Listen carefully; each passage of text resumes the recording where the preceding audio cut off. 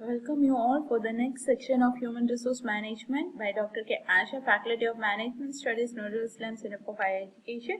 Today we are going to see about the off-the-job training methods. Okay, so off-the-job training is conducted in a location specifically designed for training.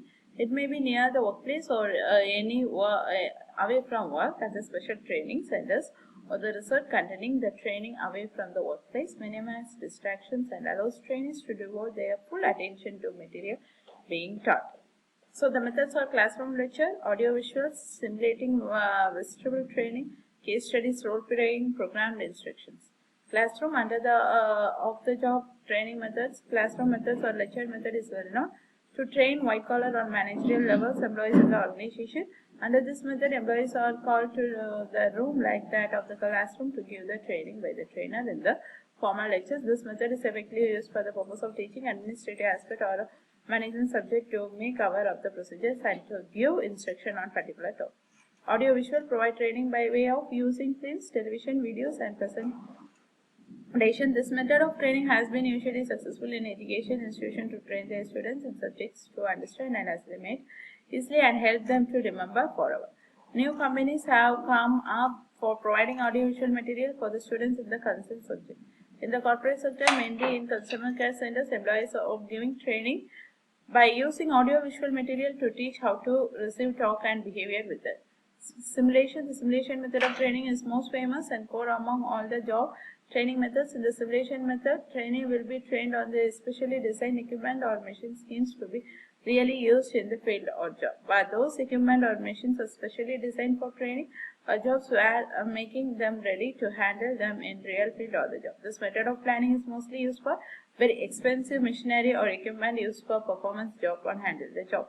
Vegetable training. Most this method of training will be used to train technical staff, office staff and employees who deal with tools and machines. Employees learn their jobs on the equipment they will be using, but the training is conducted away from the actual work floor by bringing equipments or tools to certain workplace where training is provided but not workplace. Okay, versatile training allows employees to get a full figure for doing tasks without real world pressures. Additionally, it minimizes the problem of transferring learning to the job.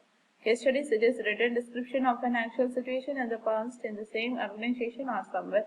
Thus, trainees are supposed to analyze and give their conclusion in writing.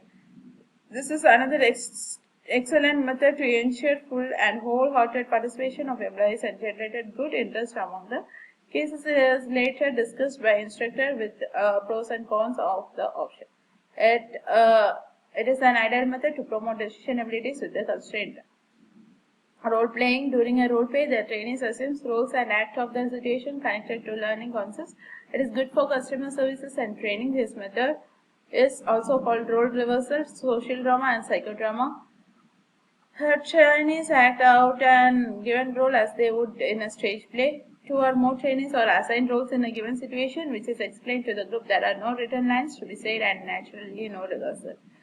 The role players have to quickly respond to the situation with ever-changing and to react to it as they would in the real one. It is a method of human interaction which involves realistic behavior in an imaginary or hypothetical situation. Role-playing primarily involves employee-employee relationship, hiring, firing, discussing a grievance problem, conducting a post-appraisal interview, discipline a subordinate or a salesman making a present. Program instruction. This involves two essential elements: a step-by-step series or bits of knowledge which building upon which has gone before and a mechanism for presenting the series and checking on the trainee's knowledge. Questions are asked in proper sequence and indication given promptly whether the answers are correct. This program may be carried out with a book or a manual or a teaching machine. It is primarily used for teaching factual knowledge such as mathematics. Management games. Training divided into 5 or 6 group of people, each with competes with the other in a stimulated marketplace. Each group typically must decide, for example, how much to spend on advertising, how much to produce, how much inventory to maintain, and how much of which product to produce. Advantages of off-the-job training. Trainees are usually experienced enough to train. It is systematically organized. Effectively created programs may add a lot of value. And disadvantages of off-the-job training. It is not directly in the contents of the job. It is often formal. It may not be based on experience, it is expensive, trainers may not be much motivated, it is artificial in nature. Thank you.